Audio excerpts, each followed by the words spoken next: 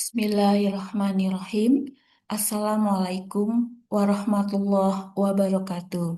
Hello, I'm Nunik Nismah Fajriyah and Eko Mugianto from University of Muhammadiyah Pekajangan Pekalongan at the 7th Borobudur International Symposium. We will present the result of research with the title Demographic and COVID-19 Complaints in Indonesia. Introduction. The COVID-19 pandemic has presented unprecedented challenge globally with transmission pattern varying significantly across regions.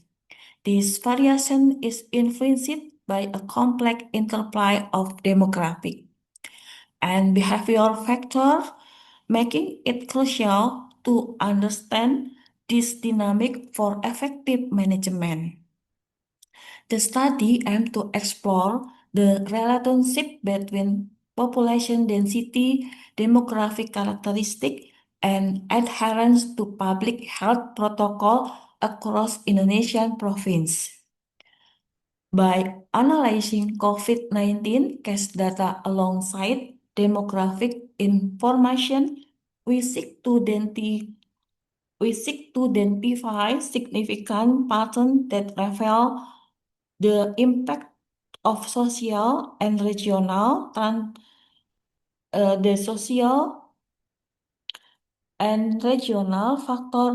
on virus transmission. Bismillahirrahmanirrahim. Assalamualaikum warahmatullahi wabarakatuh. Greeting everyone. My name is Eko Mugianto. I'm from University of Muhammadiyah Pekajangan Pekalongan. Here I will represent to present this study in front of you from our studies group. And the title of the study is Demographic and COVID-19 Compliance in Indonesia. And before we start, we divide this presentation into 6 chapters. The first chapter, introduction, and the second, data and methods. The third chapter, transmission pattern. The next, compliance behavior, policy implication, and the last chapter is a conclusion chapters. So we are coming to the first chapters. So for your information, the research scope of this study, this research integrate provincial COVID-19 data from Bureau Pusat Statistik data, including confirmed case, recoveries, and death, and with demographic indicator from 2020 consensus and socio-economic survey from BPS, Bureau Pusat Statistik, and COVID-19 from the Ministry of Health in Indonesia. And the research question of this study is, does population density predict case load, and do education, age, gender, and region correlate with protocol compliance, and which population segment require tailored intervention? And this question get the prioritization of public health research. And we hope this study can implicate to the policy makers. So by answering this question, the study provides practical implication for public health policy and community-based intervention, emphasizing the need for adaptive, evidence-based strategies to protect public health effectively. We coming to the chapter 2 for the method of this study. The data source, provincial COVID-19 data, including confirmed case, recovery, and death. We source from national surveillance portals. Demographic attributes were obtained from 2020 census and socio-economic survey, ensuring a comprehensive data set. For the analytical method, we employ person correlation, scatter plot regression, and group comparison to analyze the relationship between COVID-19 case outcome and demographic variable. And for the population, we try to obtain the scatter analysis across 34 provinces was conducted to assess the impact of population density on COVID-19 transmission. And from the compliance rate analysis, group bar chart were used to compare compliance rates with mask wearing and physical distancing across different demographic. Now we come to the the result section or the chapter 3 of this study. This study result revealed that the study found strong positive correlation between cumulative COVID-19 case and both fatalities with the R value 0.97 and recovery with the R value 0.99. This result indicate that provinces with higher incidence experience proportionate rise in mortality and survivorship, underscoring the need for early intervention. So from this data, we know that there is a strong correlation.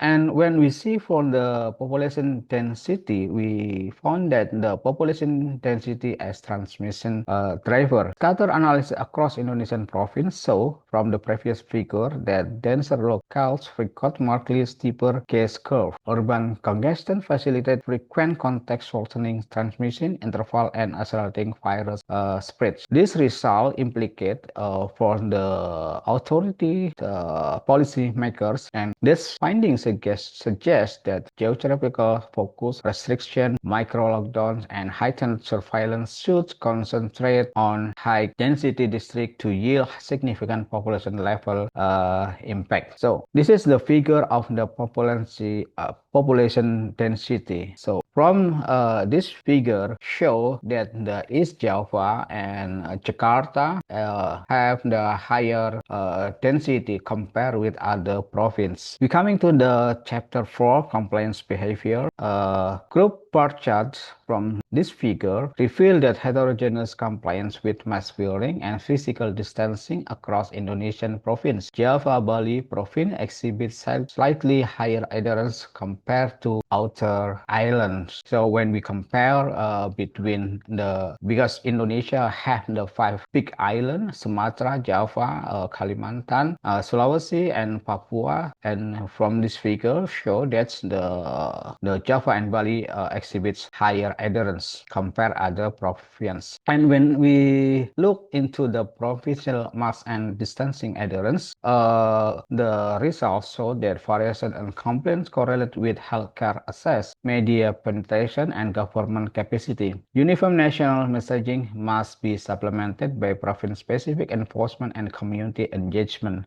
So this is the data. The next slide is about the demographic disparities in protocol uptake.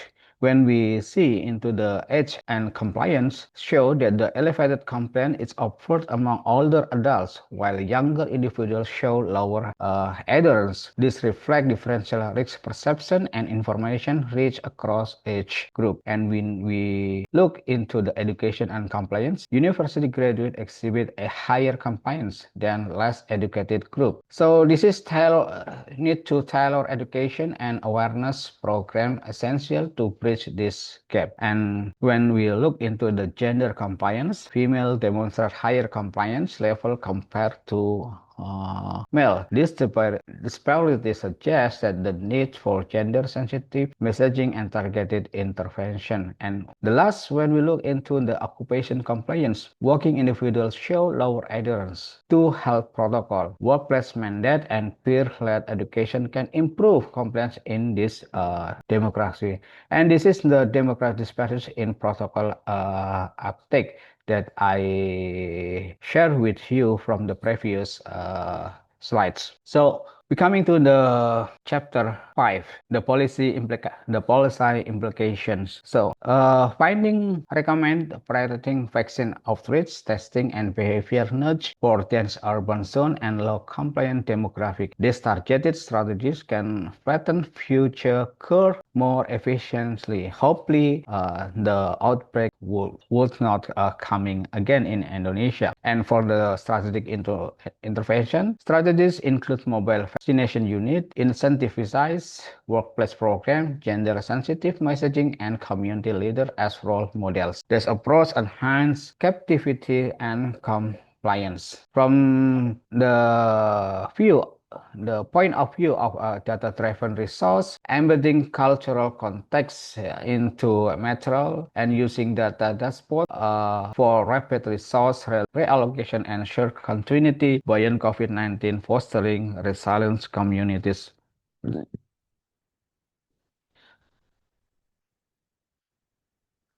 So how about when we have the future pandemic? So establishing demographic surveillance loop, predictive density index, and complaint scorecards, institutionalize adaptive governance. By integrating these metrics into provincial health budgets, ensure continuity and position Indonesia as model for demographically informed pandemic response. We come to the last chapter, the chapter 6 conclusion of this study. So the summary of finding this study: population density and socio-demographic threat jointly determine COVID-19 transmission magnitude and mitigation adherence across Indonesian province. Evidence-based group-specific policies can flatten future growth more efficiently than uniform directive. So for the future direction, continued investment in disaggregate data collection, regional compliance monitoring, and culturally tailored health communication is essential to sustain. Here the our presentation. Hopefully you enjoy, and if you have any question, let us know. Please leave your comment in comment box. Thank you from us, and wassalamualaikum warahmatullahi wabarakatuh.